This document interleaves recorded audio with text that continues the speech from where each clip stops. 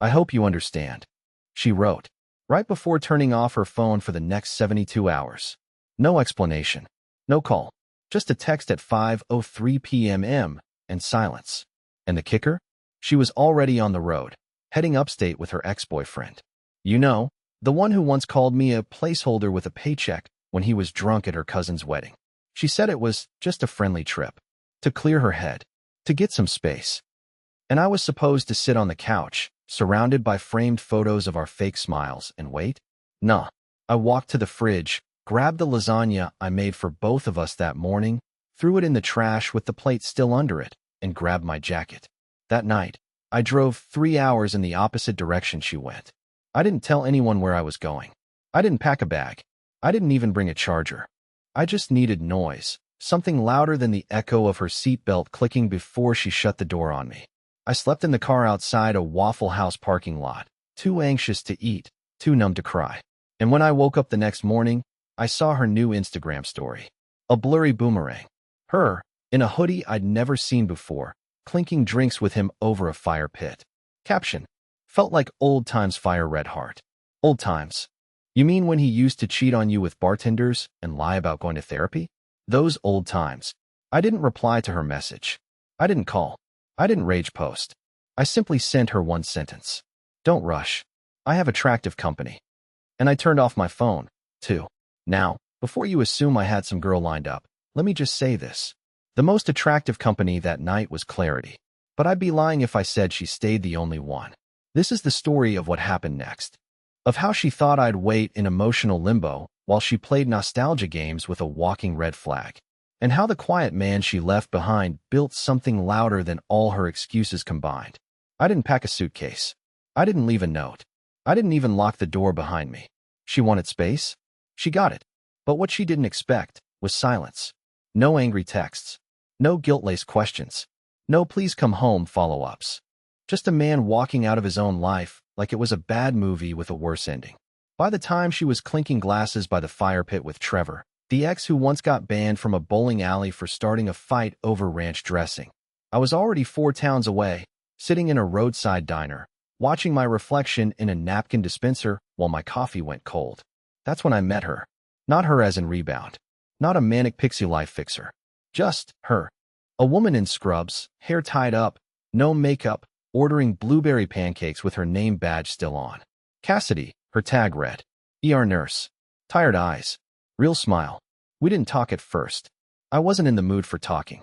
I looked like a man who just got laid off, divorced, and mugged. All at once.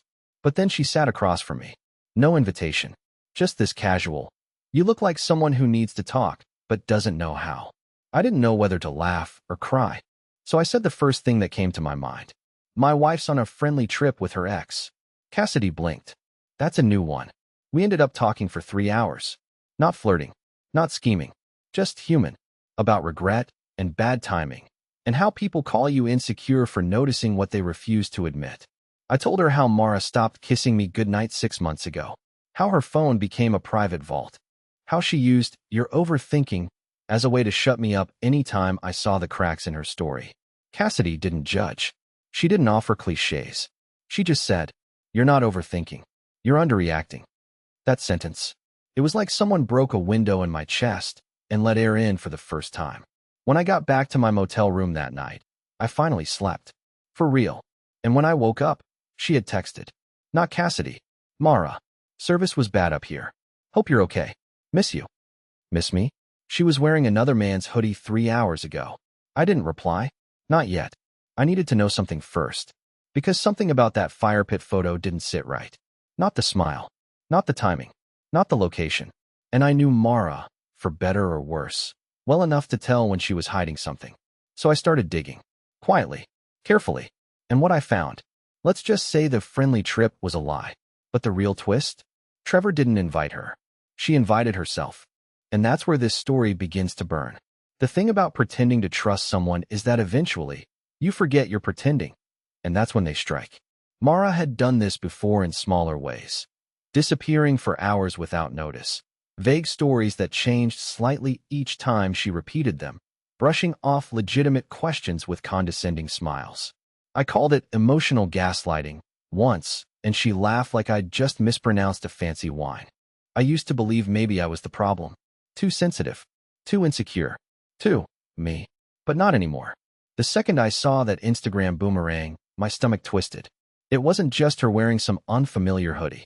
It wasn't the 2 drinks in the shot, or the fact that Trevor's arm was clearly around her waist, cropped halfway, but obvious if you knew what to look for. It was the damn fireplace. The chairs. The view. It didn't match what she told me. She said they were going to his cabin. But that wasn't his cabin. I remembered that cabin. From years ago, when we were still dating and she drunkenly cried about how Trevor once dumped her there over text while she was inside making him dinner. That was the first time she told me she never wanted to see that place again. Now, somehow, she's back there, laughing, posing, drinking by the fire with the same guy who broke her. Nah, something was off. I didn't have a plan when I left the motel. Just a screenshot of the post and an unhealthy amount of caffeine in my system. I found the exact Airbnb listing by reverse image searching the fireplace. Turns out it wasn't Trevor's place at all. It was some overpriced lakeside rental called The Pines, which meant she lied. Again. So I did what any emotionally shattered husband with nothing to lose would do. I drove. 3 hours later, I was there, parked 2 lots down behind a cluster of trees, engine off, watching the cabin from the shadows like a man who'd finally cracked. I wasn't going to storm in. I wasn't going to confront anyone. I just needed to see it. I needed the truth to slap me in the face without her filters or half excuses. And then I saw her, on the back porch, laughing. But it wasn't just her and Trevor. There was another guy, and a woman too. For people. 2 couples. And then, she sat on Trevor's lap. He didn't push her off. She didn't hesitate. They looked like they'd done it before. She said it was just the 2 of them. A friendly trip. A nostalgic catch-up. Instead, it was a full weekend getaway with wine, firewood, and shared blankets. Maybe even room swapping. I could have left. I should have left. But just before I turned away, Mara's phone lit up on the porch table. It was face up. I could see the name from where I was. My name. She picked it up, looked at it, and did something that made my heart actually stop beating for a moment. She smirked, laughed, and hit decline. Then, without missing a beat, she leaned into Trevor's neck and whispered something that made him laugh. That was it for me. This wasn't a misunderstanding. This wasn't a breakdown in communication. This was intentional, planned, cold. I was the distraction she was trying to phase out quietly, and she expected me to just sit at home, making pasta and waiting for her like a forgotten bookmark. But I wasn't going to give her that ending. I didn't drive home that night. I didn't go back to the motel either. Instead, I made a new plan. A different one. Not fueled by rage. Not some dramatic act of revenge. No, I wanted her to come home to something worse than silence. Nothing. An apartment emptied of my presence. My scent gone from the sheets. The fridge cleaned out. Drawers empty. Keys left on the counter with a single note. Don't worry. I found better company too. I didn't rush the exit. That would have given her too much credit, like she had the power to push me out in a fit of rage. No, I left methodically. 1 drawer at a time. A toothbrush here, a shirt there, slowly erasing myself like a ghost with a checklist. She thought she had the upper hand by leaving me behind. But the thing she didn't account for was how much a quiet man can build once he's finally done begging for basic decency. I moved out while she was still pretending her friendly trip was a wholesome nature escape. Took only what belonged to me. No spite. No slash tires. No accusations left on voicemails. I didn't even block her. I wanted her to see I read every message and chose to say nothing in return. The last thing I packed was the small ceramic owl from the bookshelf, a $5 trinket we bought on our 3rd date that she used to claim meant something. I left it on her pillow, face down. I was almost proud of myself. I thought this was it, my clean break. But the universe had other plans. Because that's when I got a call from Owen, Mara's younger brother. Now, Owen and I were never close. He always hovered somewhere between neutral and mildly disapproving. But that day, his voice had a sharpness I'd never heard before. Hey Lyle, just a heads up. You should probably talk to your accountant. That's how he opened the conversation. I frowned. What? He hesitated. Mara asked me for help getting into your business email. Said she forgot the login. She made it sound harmless at first, like she needed something for tax paperwork. But I didn't buy it. So I checked something on my own. What did you find? He sighed. Dude, She filed for an early withdrawal on your retirement fund last week. Claimed it was a joint emergency. I didn't say anything. He continued. She forged your signature. And just like that, the air in my lungs disappeared. Turns out, while I was busy gathering t-shirts and trying to heal my fractured ego, Mara was already pulling money, my money, from accounts I had opened years before we even married. And she was doing it with a level of precision that didn't come from heartbreak. It came from preparation. She wasn't just cheating emotionally. She was setting up a financial escape route, one where I got left behind not only as a husband, but as a man gutted of every resource I had built. The fake trip, the declined calls, the fake smiles and cabin selfies, they weren't spontaneous. They were a distraction, a smokescreen, a well-timed performance so that I wouldn't notice what was happening behind the scenes. And the worst part? I never thought to check. I was so focused on the betrayal of the heart. I didn't think she'd go after what I built with my hands, my hours, my sweat. The business I inherited from my dad. The accounts I guarded even tighter than my emotions. This wasn't infidelity. This was strategy. I hung up on Owen without saying goodbye. The next 48 hours were chaos. Calls with the bank, freezing assets, password changes, filing identity theft forms, talking to lawyers. It all blurred together in a haze of nausea and disbelief. But somewhere in that storm, a new kind of clarity emerged. Mara wasn't going to stop. She wasn't looking for closure. She was trying to erase me and keep what she liked. And that's when I knew. She'd be back, not for me, but for what I still hadn't noticed was missing. I didn't want to believe it. I told myself maybe it was a mistake, maybe the bank got it wrong, maybe Owen misunderstood something.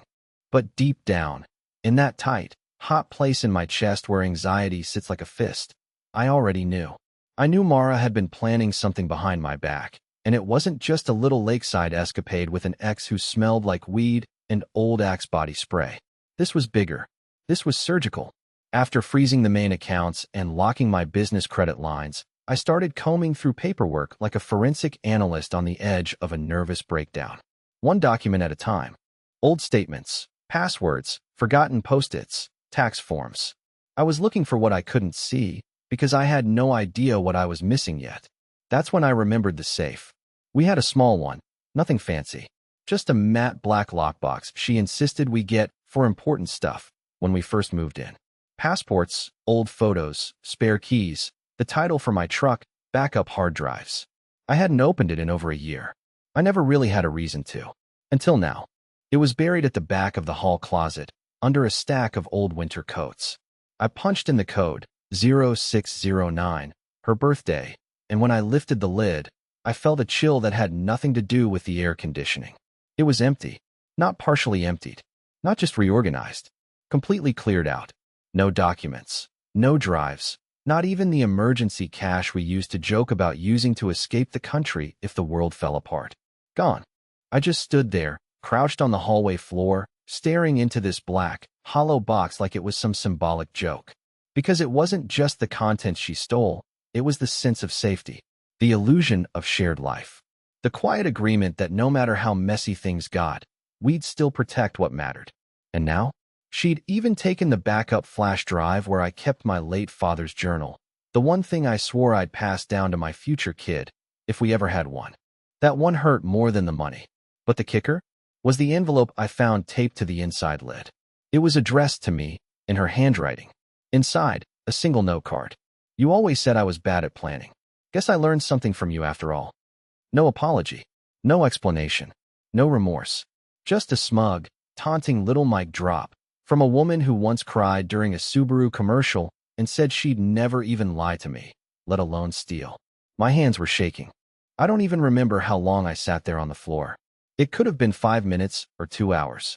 I kept waiting for the sadness to hit me, but all I felt was embarrassment. Not because she fooled me, but because I let her keep fooling me long after the act was obvious. And just when I thought I'd reached rock bottom, the phone buzzed. It was from Cassidy, the nurse I'd met at the diner. The one person who had shown me even a flicker of decency these last few weeks. Her text was short. Are you okay? I got a weird message from someone claiming to be your wife. I stared at the screen, breath caught in my throat.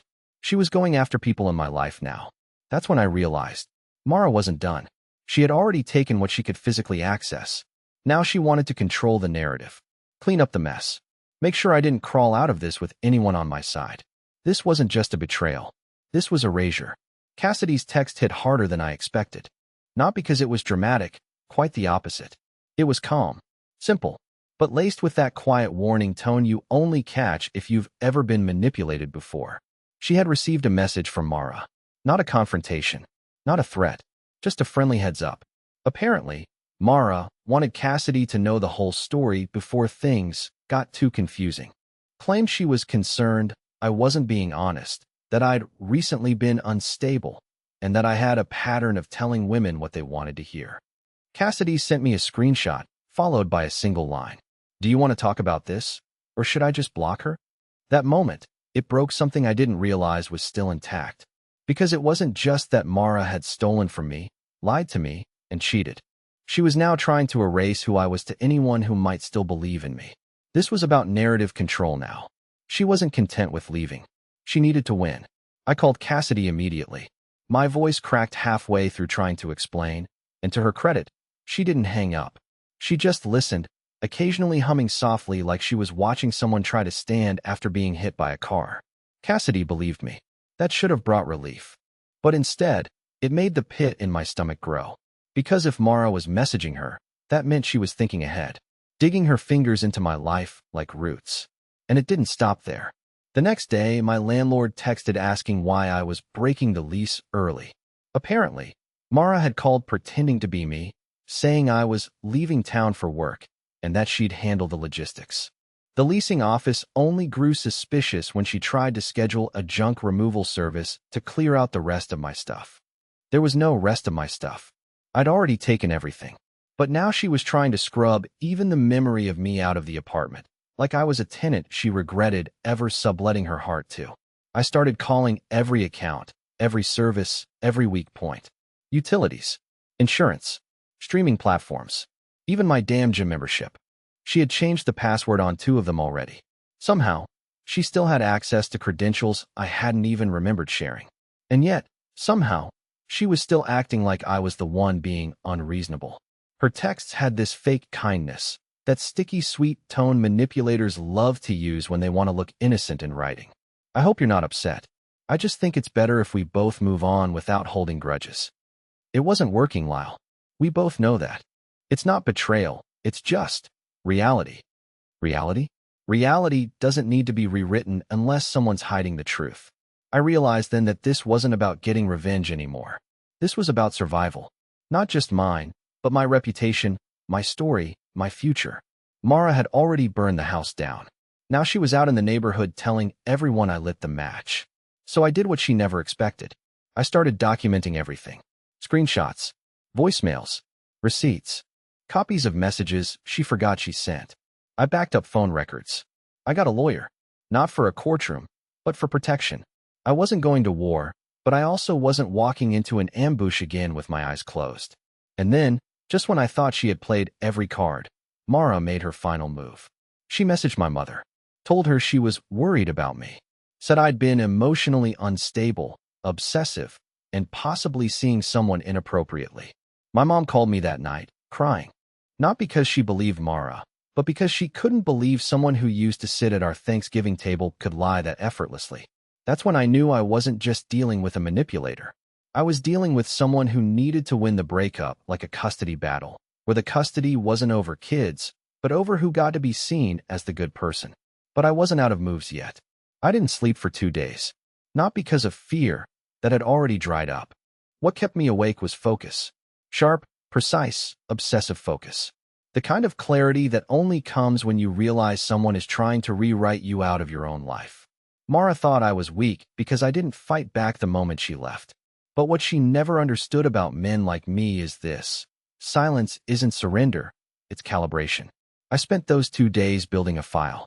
I called it the graveyard. Not because I was being dramatic, but because it was exactly that. A burial ground for every lie she'd told. Screenshots, timestamps, text threads with her contradicting herself.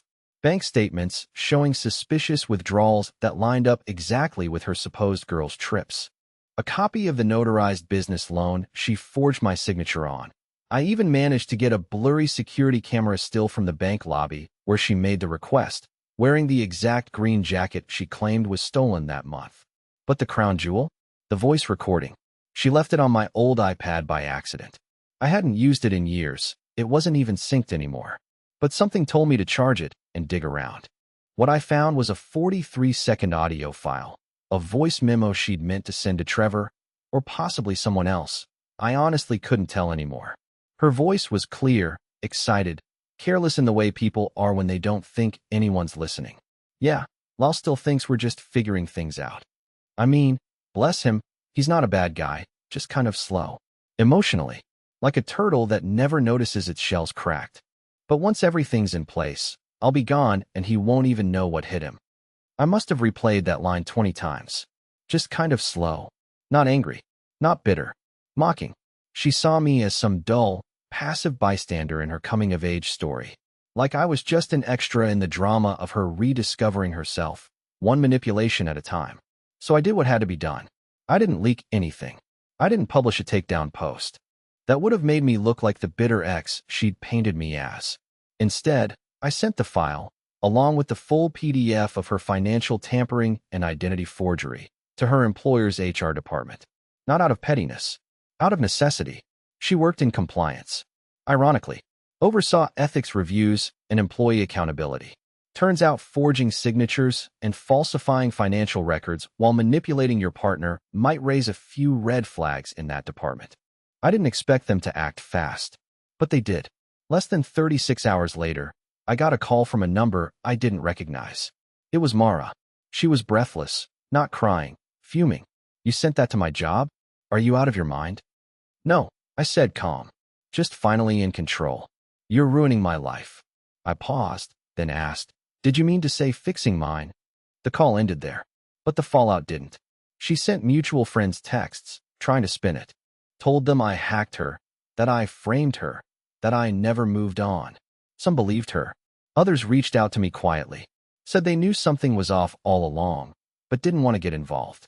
One even admitted Mara had tried to borrow money from her 2 months ago, under the guise of a secret investment opportunity. It was all unraveling now. Her story couldn't hold because it was never built on truth, only confidence. And when you take that away, all that's left is the mess they hoped you were too hurt to expose. And still, I wasn't done. Because the final twist, the one that even I didn't see coming, I got a letter. Handwritten. No stamp. Hand-delivered. Most likely slid under my new door while I was out. One sentence. 5 words. "You were never supposed to win." No name. No signature. No explanation. But I recognized the handwriting instantly. The letter shook me more than I wanted to admit. "You were never supposed to win." Those 5 words echoed through my head for days, not because they were threatening, but because they were honest. It was the only time Mara ever truly told the truth. Winning, for her, was never about happiness. It wasn't even about being right. It was about being seen as more together than me. Smarter, stronger, louder.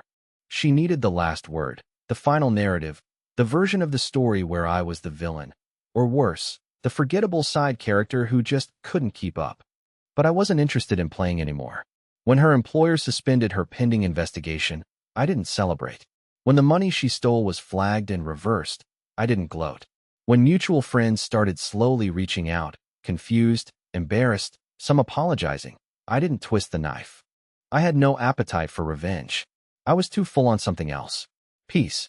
Because after everything, the lies, the trip with her ex, the stolen documents, the gaslighting, the manipulation, I still had one thing she couldn't touch. Clarity. I knew who I was again. I moved into a small house on the edge of town. Nothing fancy, just quiet. I fixed things with my business. Got my books in order. Switched banks. Rebuilt my office space and hung a whiteboard above the desk where I wrote, in permanent marker, "Silence isn't weakness. It's choosing your timing." Cassidy and I stayed in touch. At first, just check-ins. Then dinners. Then real conversations. Not about trauma or recovery, just about life. She never pitted me, never tried to fix me, just listened, asked sharp questions, laughed at my dry sarcasm. She once told me I looked like a raccoon in a flannel shirt. I said, "Yeah, but a raccoon who pays taxes." She smiled. Mara eventually tried to reach out again. Through her mother, this time. Wanted to clear the air, say she wasn't herself back then. I didn't respond. Not because I hated her, I didn't. I had forgiven her long before she asked. But I didn't know her my time. Not anymore. Some people confuse closure with confrontation. They think healing means getting answers. But I learned something better. Closure isn't about what they give you. It's about what you finally stop giving them. I stopped giving her space in my head. I stopped checking her socials. I stopped wondering what if. And one night, 6 months after she left me for a man who didn't even stick around long enough to meet Christmas with her, I stood in my small kitchen, barefoot, cooking lasagna from scratch. Not the frozen kind. The real kind. I sat down at my table. Alone. A glass of red wine. A playlist I picked, not hers. And for the first time in what felt like years, I took a bite, smiled, and said out loud, "This is actually pretty damn good. Not perfect, but mine." That's what winning really looks like.